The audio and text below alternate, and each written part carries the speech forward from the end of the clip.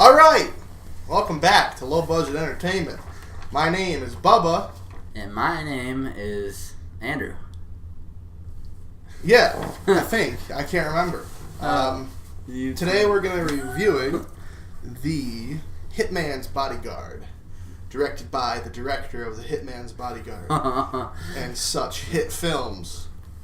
So this is about a hitman played by Samuel L. Jackson, who has a bodyguard played by Ryan Reynolds, and hilarity ensues.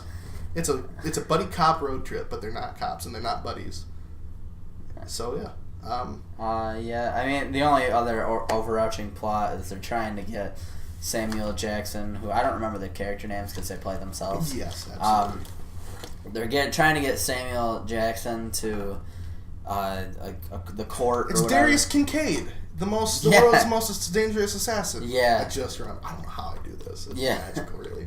They're trying to get him to court to testify for some Belarus dictator that's been committing genocide, and the whole time his crew is trying to stop them from getting there.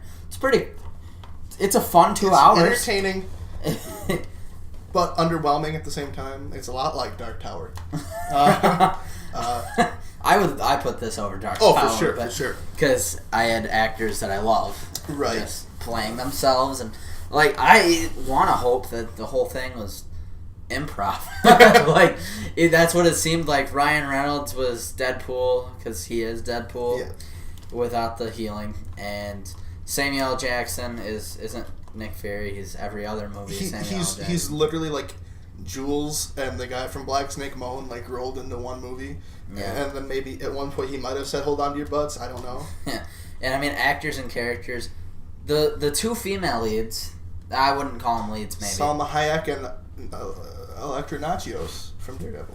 Yeah. Salma Hayek. The two girlfriends, basically. Yes. They did a pretty good job. They played the role. Mm-hmm. They didn't have to do anything special. They're supposed to be pretty and be a character, and they did that well. The guy who played the villain, the dictator, Gary Oldman. He also didn't have to do anything special because, let's be honest, everybody who went to the theater or turned that movie on, they did it to watch Samuel L. Jackson and Ryan. Turn the movie on. Oh, I don't know what that was. He's flying. They're watching it for Samuel L. Jackson and Ryan Reynolds, and the director knew this and the writers knew this. It didn't fool itself into doing anything. Aside Gary Oldman, every time he plays a villain, he overacts. Gary Oldman's playing an actual dictator that commits genocide, and I think he's one of those. He might be one of those actors that really gets into their role. He might have killed some people for this, but it makes the movie funnier because he takes himself so seriously, and so does everybody else, that you laugh because Ryan Reynolds and Samuel L. Jackson just don't give a shit. Mm-hmm. So let's get into the pros. I think that's the entire cast. There's not. Yeah, I know. It's what it felt like. Yeah. Pros. The action sequences were really cool. Yeah, which is what you're gonna expect. They were fun and energetic. I know Alex would have hated it because it had shaky cam on some of it. Oh. But my excuse for shaky cam, and especially in this case, is you feel like it's really engrossing if you can actually see what's going on. Oh yeah. You felt like you're riding on a motorcycle. Also, the violence and the. I'm not going to say it was gory because it wasn't overly gory, but I would say the gore itself that there was with all the wounds and injuries and people dying was very realistic.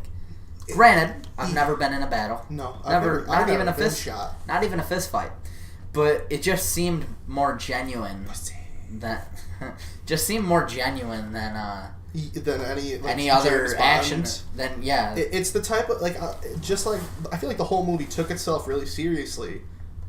Without taking itself too seriously. The people in the world took themselves seriously. It's like Ghostbusters.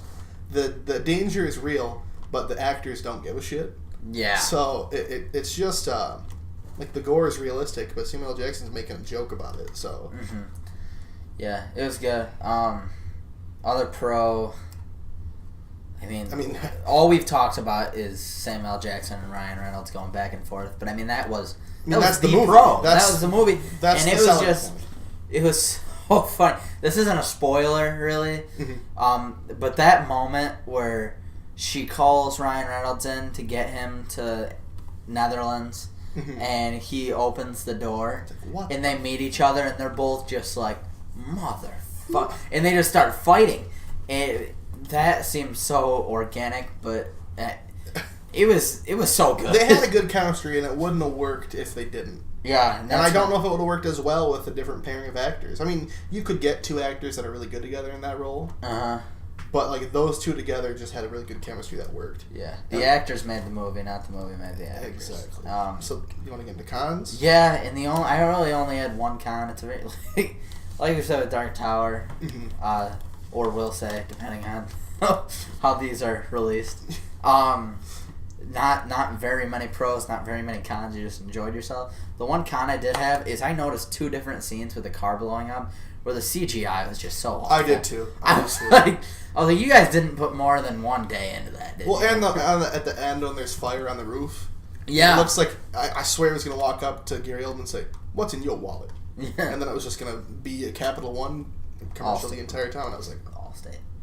What? No, Capital One.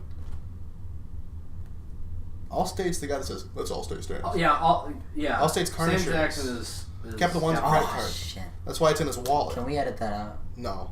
The world needs to know that you're a dumbass. I don't watch enough TV. Alright, well, neither do I. It's just, I watched the Super Bowl. Any other cons? I thought like it's kind of like that buddy cop. It's like Lethal Weapon. It was like the Nice Guys was better.